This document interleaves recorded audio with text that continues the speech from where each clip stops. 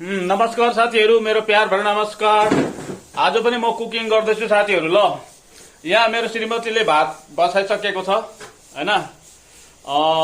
अन्त आज चाहिँ मैले कत्ला माछा ल्याएको छु। कत्ला माछा मेरो मसला पनि रेडी छ। माछामा चाहिँ अब तोरी चाहिँ मेन मसला हो हैन। प्याज लसुन अदुवा त हाल्नै पर्छ। अनि मेरो यो पनि रेडी छ साथीहरू, यो फ्राई गर्ने हैन। अब म सब्जी बनाउन जान्छु। बनाइवरी फेरि देखाउँछु ल तपाईहरुलाई। अनि माछा खाँदा नि साथीहरू, माछा पुरा समुद्रमा खोला नालामा खेल्ने चीज हो, जन्तु हो, भगवानले सृष्टि गर्नुभएको।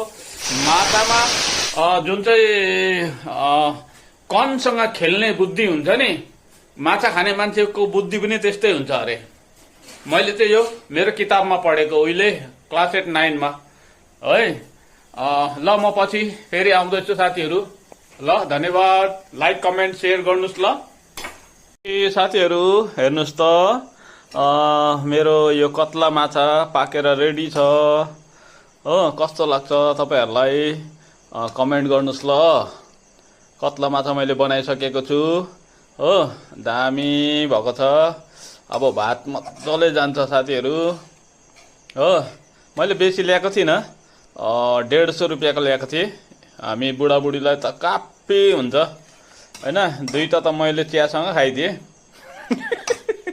ल, गुड नाइट।